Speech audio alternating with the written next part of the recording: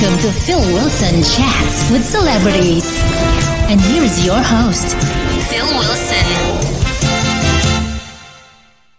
Nick Edwards was dubbed the first ever surprise act in the show's history when he appeared on ITV's Britain's Got Talent last year. His audition was pre-planned between his wife, Catherine, and the show's production team and sparked a global reaction. His performance of the song Daddy's Little Girl has been viewed well over 300 million times and trended worldwide on YouTube, in the top 10 as well, within 48 hours of being aired on ITV. And Nick joins me now. Welcome to the show, Nick. Hello, Phil. How are you? I'm very good. Are you okay? I'm perfect. Yeah, I'm in a good place, and I'm raring to continue pursuing my love for music. It's been a great few weeks, and I'm looking forward to the release of the EP in a few weeks' time. Indeed, yes. And your story, by the way, just going back to Britain's Got Talent, was covered nationally in the UK with appearances on shows such as ITV's Lorraine and This Morning, but also internationally as far as Japan.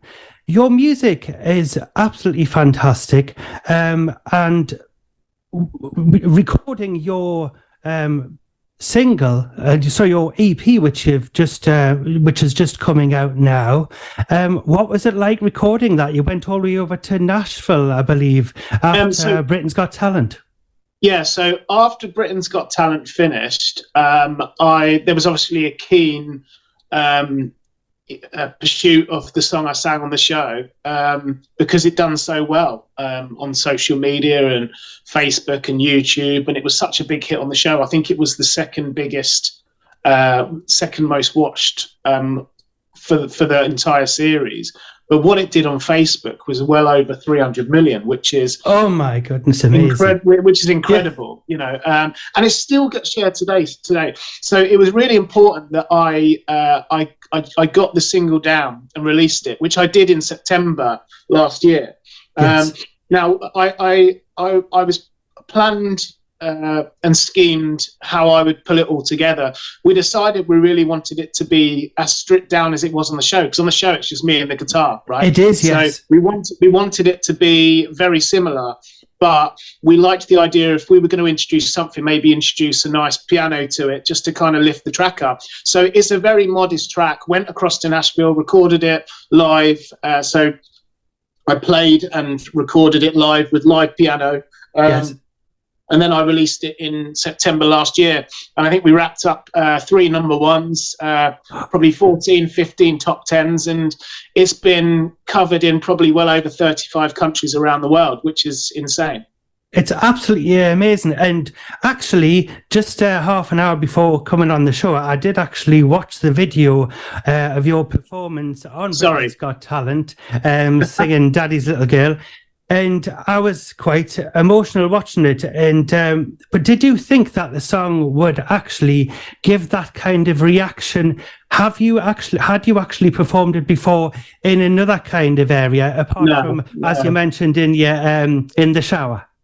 Yeah, I played. So I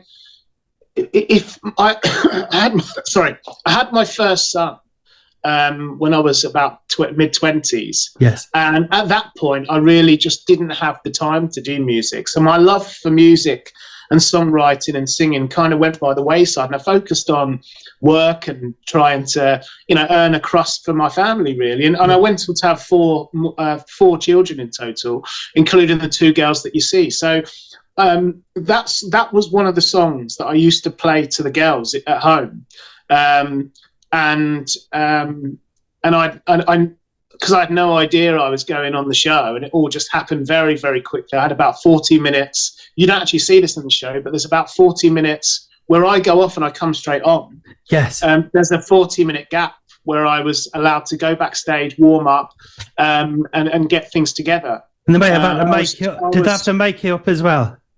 I was petrified. Well, no, not actually. No. They didn't put any makeup on me. Maybe they thought I was beautiful enough. I don't know. Well, you are. But I went backstage, had 40 minutes. I was petrified. I've never been so scared in my whole entire life, and I was panicking. I was thinking, right, Nick, you've played this song so many times, and it's not a hard song to play. It's quite simple.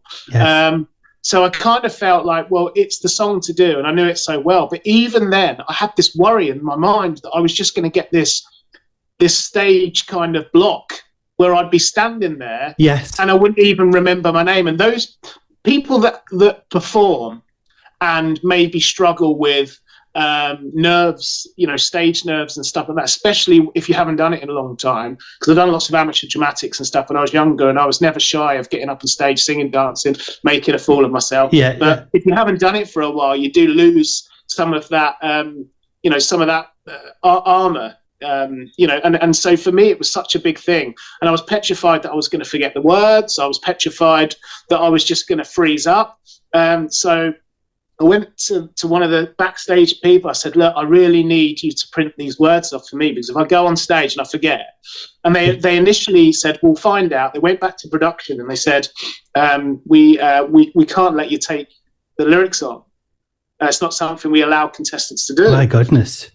And and then I really panicked. And then the guy must have seen me panic, and he came back to me 5 minutes later saying, send me the lyrics and we'll print them off for you. And all you've got to do is go out there and we've told the judges that you've got your words, and to kind, so it's part of the show, and that was it really. So, but I never looked at the words when I went. No, you didn't. I was gonna say you were like, as they would say, on form there, doing your thing, and I just saw them just sitting on the floor. It's from the heart, right? So when you start singing, I'm in the zone. But what's so stupid about me printing off the lyrics is that, the lyrics would have been like Fontaine or something. You know what I mean? Like I couldn't have seen them anyway.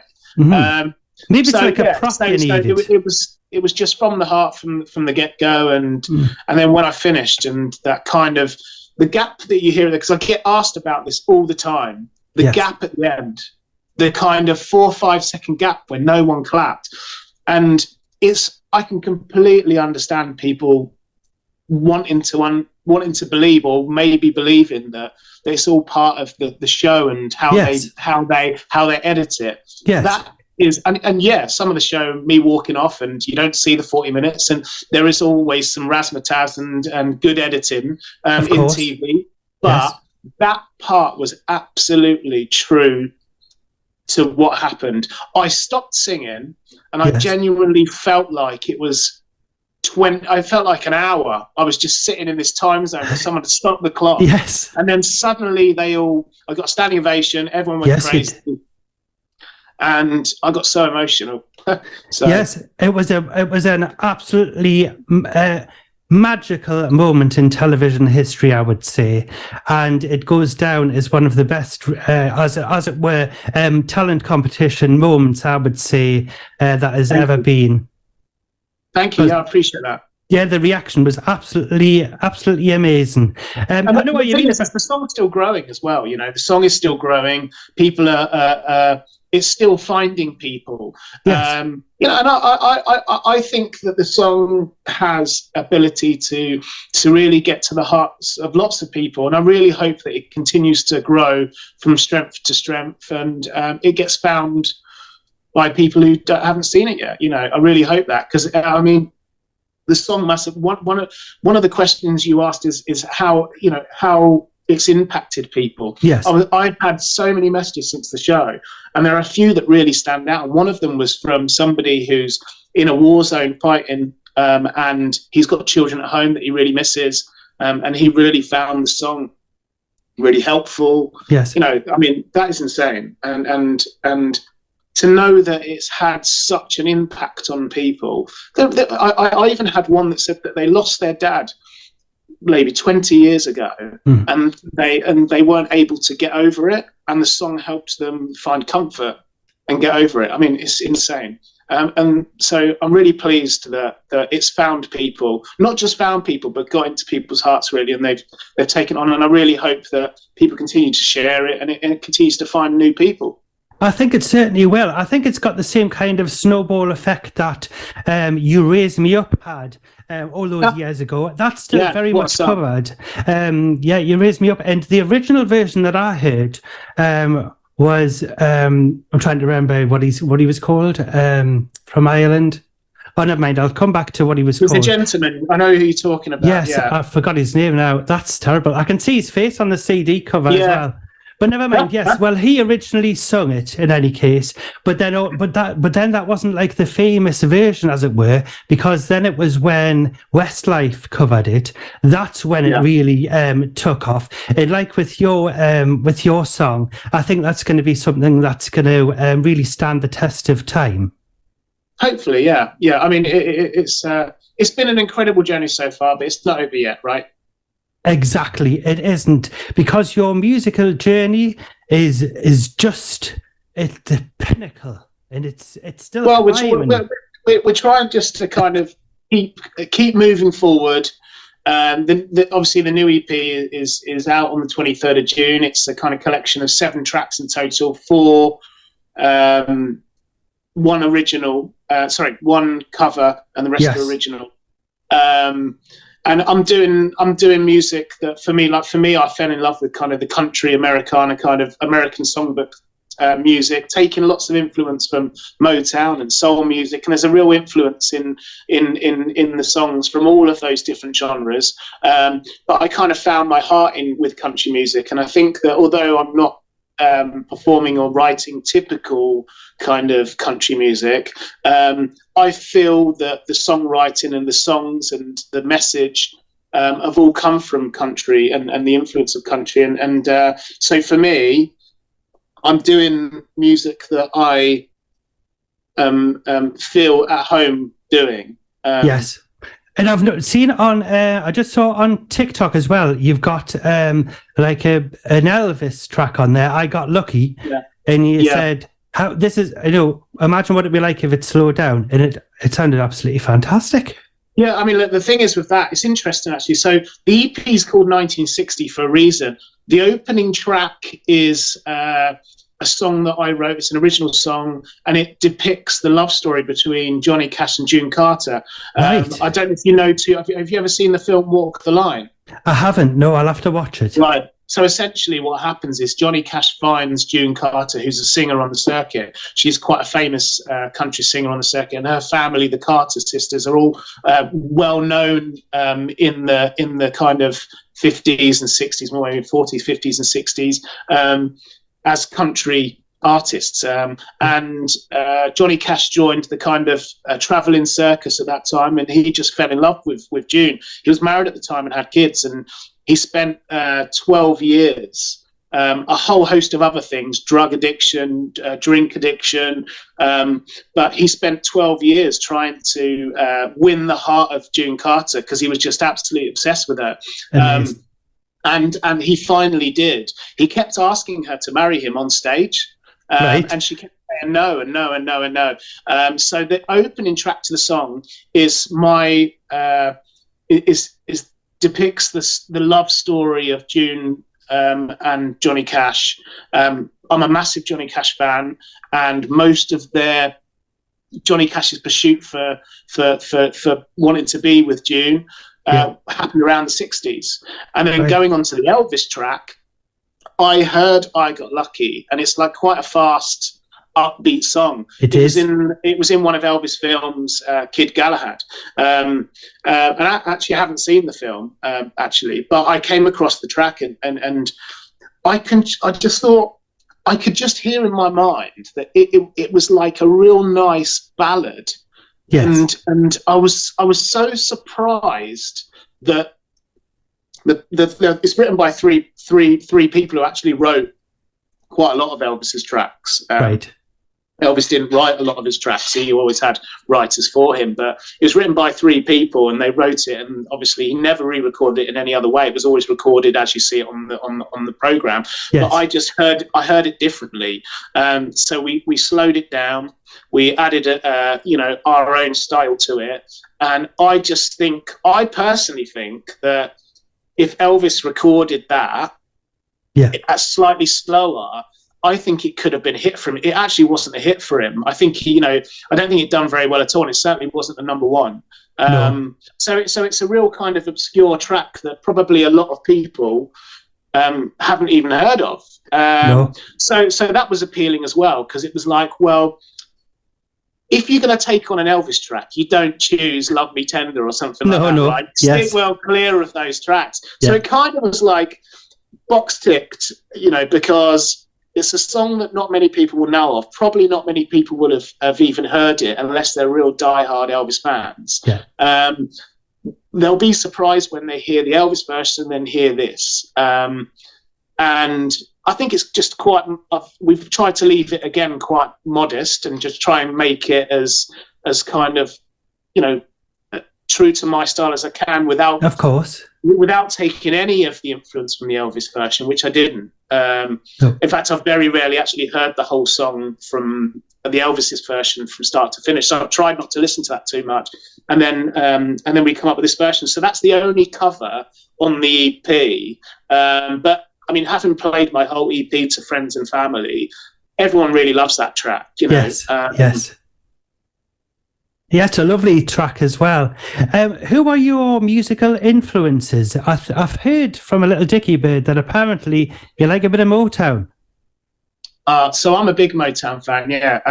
So my mum grew up in the Motown era, if you like, and so she'd go clubbing and Motown was the music, you know. So when growing up, I just would hear Motown music all the time. And then obviously the Motown stuff crosses over with lots of other music, you know. Yes. I mean, I used to listen to all sorts of stuff, but I would listen to stuff from like Diana Ross to Ray Charles to you know, the Temptations to all these kind of things. And I know that some of them aren't quintessentially Motown artists, but Motown was just such an influential kind of era. So for me, I grew up listening to kind of Motown music, but then I had my own interests. So when I was younger, growing up in like the 90s, it was very much about the kind of rock stuff kind of started to come into play. So that's kind of where I went in my teen years. But then as I got older, certainly in my kind of early 20s, that's when I found country music. Right. Now, I would start listening to country music. One of the first bands I ever got into that really sold me on country. And although I listened to, you know, the usual suspect, Johnny Cash, I've always been a huge fan of, you know, Dolly Parton, all the normal stuff. They were always part of my collection, right? But I was never really delved into country. And then in my early 20s, I came across a band called Zac Brown Band, who are a massive kind of more modern country act, bit of an Americana sound, not too dissimilar to our sound really. There's a lot of influence from that as well. And they were singing the stuff they were singing about just really got to me in my heart, and I just thought, why have I missed this whole genre? Like, how have I not discovered this? And then I ended up going even further, and I just thought that if the more country it was, the more kind of bluegrassy and country and old sounding it was, I loved it even more. So then I got onto like Alan Jackson, for example, who is probably one of the biggest country icons, massive in the 80s. You know, he's a bit of an old timer now, but he's still kicking it, and I just love the kind of idea of, you know, a female or a male with a guitar just singing a good song, you know. So country music, of all the influences, country music changed my life, and I can honestly say that, because I got so emotionally attached to the songs that the country artists sing and what they're about and the emotion it brings. And before, I liked music, loved it, loved the sound, but very occasionally, only occasionally would it really get to my heart. But country music managed to get to my heart. Maybe it was just, you know, where I was in life. I was old enough to you know, I was in early teens. I was able to explore my mind a lot more as a bit older. It might have something to do with that, but country music most definitely changed my life, and it's where I want to. It's where I want to be. And it sounds like it is a perfect fit for you as well. It's like I recently interviewed an artist called Lola Lennox, and she's the daughter of Annie Lennox. And her style, she's really got into her own style. You know, she hasn't gone down, you know, she's tried all sorts of styles, but just seems to fit the style that she's in now. And a lot of people are saying that maybe she should sing more like jazzy stuff. But what she's recording at the moment is very, very good. And obviously with your experimentation, with your singing styles, country is definitely a perfect fit because it sounds great on the EP. Well, we're definitely not trying to kind of copy anything. We're just trying to maybe take the influences. And what's great is that as people are hearing the new single, which is Into You, which you can so if you pre-order the EP on the 1st of June, you get the single instantly, and then you get the rest of the tracks on the 23rd of June when the EP comes out. But it's great to hear people leaving messages and stuff to almost say like the sound sounds, you've got the influence, but this sounds new. It sounds like a new sound. And that's great because it means we're staying in our lane. We're not trying to reinvent something. We're really trying to stay in our lane. And that's something that as a singer-songwriter and an artist, that's what you want to achieve. You don't want to come out and be called the next Ed Sheeran. You want to be you want to have your name and your identity, and so it's great, you know. And for me, I've always loved the grasp of a soul voice. Yes. So, and that's where I really love exploring myself vocally. So with the soul stuff and the kind of certainly the influence of pop music and the structure of songs in pop music is definitely a big part of it.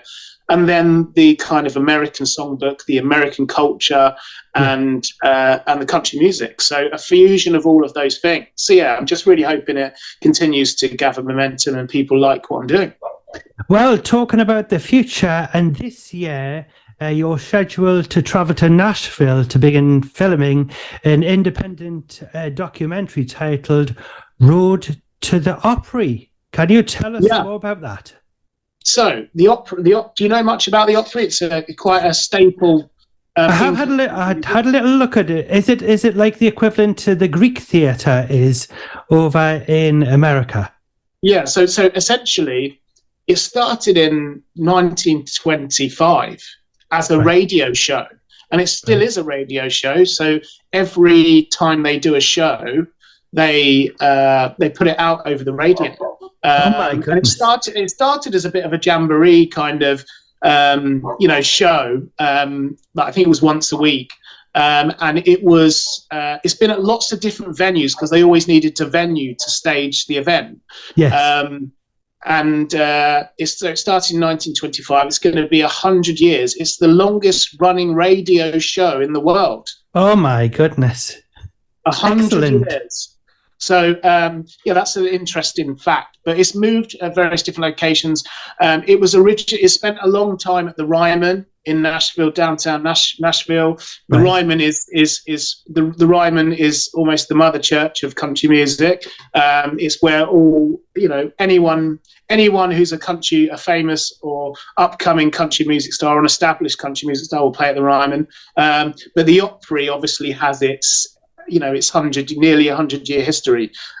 So I'm traveling over in a couple of weeks. So we've got about 4 weeks to go, 4 or 5 weeks to go. And then me and a documentary maker are going over to Nashville to start filming an independent documentary, which we've labeled Road to the Opry. Now, it's my dream and aspiration to go out and play at the Opry. How it works is what's great about the Opry is that they have not only is it steeped in history, and everyone who you can think of who has American cultural country acts, from Dolly Parton, Johnny Cash, to everyone has played on the Opry stage or been part of the Opry at some point. In fact, Johnny Cash was actually banned from the Opry for a little bit because he smashed some of the lights on stage, I think, or mic or something like that. But they obviously welcomed him back a few years later because he's such a cultural icon. But anyway, anyone in country music has been through the Opry. It's almost like a kind of the school of country music, if you like, and they also open their doors up to new talent coming through. So it's almost like kind of the first door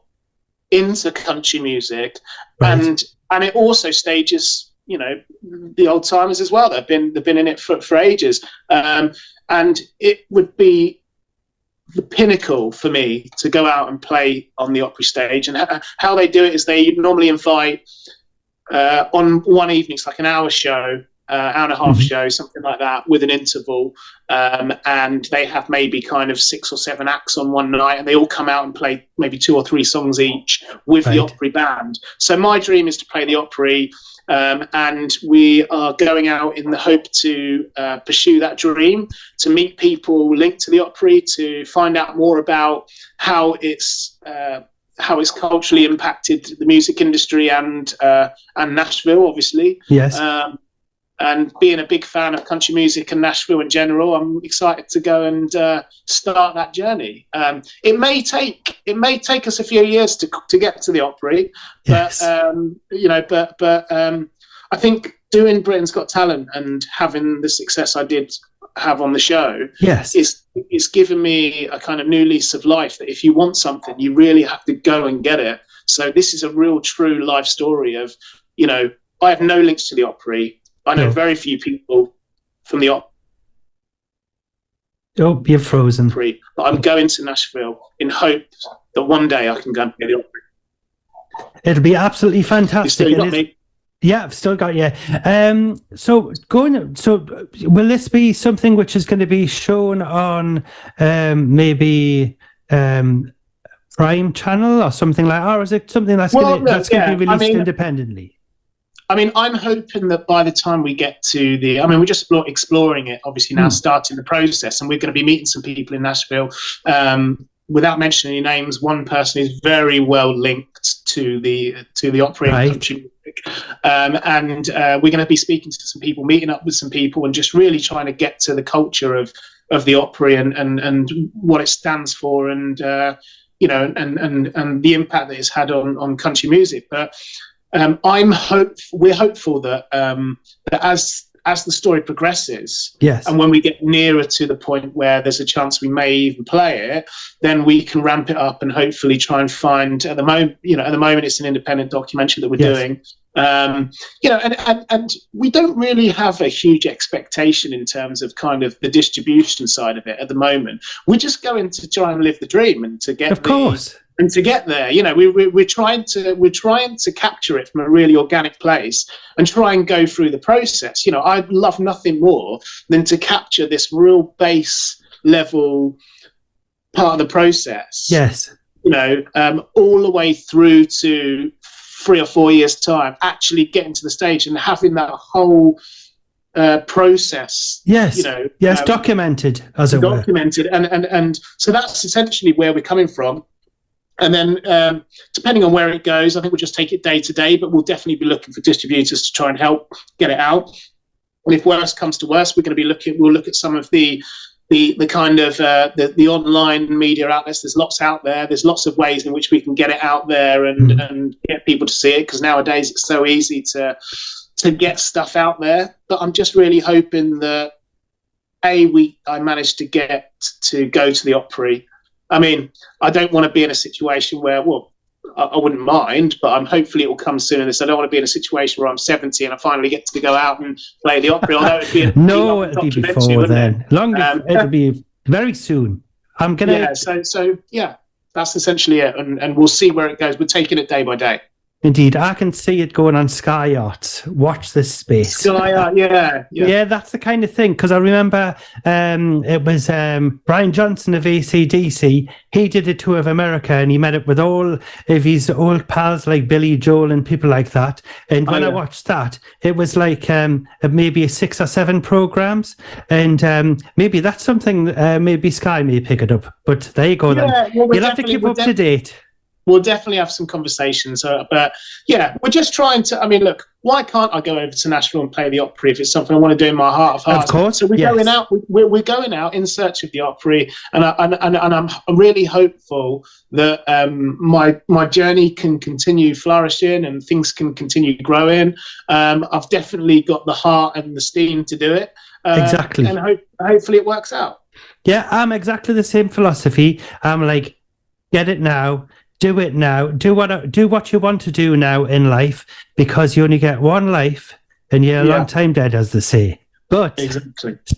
Yes, I think it's going to be a massive success for it. So if you can keep us up to date, Nick, that would be absolutely fantastic.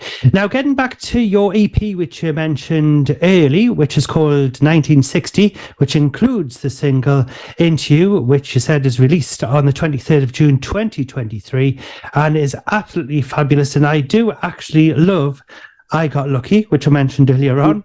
But where did you? Well, did you record the whole album? Did you say in Nashville? No, so we actually recorded that EP here. Although some of the mixing and mastering, some of the process went over to Nashville. When I go over to Nashville in a few weeks, we're actually going to be recording again because we're going to be releasing another single probably in October time. So we're going over obviously to do the documentary stuff but record again. But this EP was predominantly recorded here in England, in London. And it's absolutely fantastic. And I've got it right here. This is it. It's absolutely amazing. Absolutely amazing. Well, have you got any other projects that you'd like to tell us about that's coming up in the future other than the Opry? So look, not really. Except we are in the process of trying to get our lives set together so that we can really take it to the road. I don't want to do it too prematurely. So I think maybe towards the end of the year, I'm hoping to announce some live shows.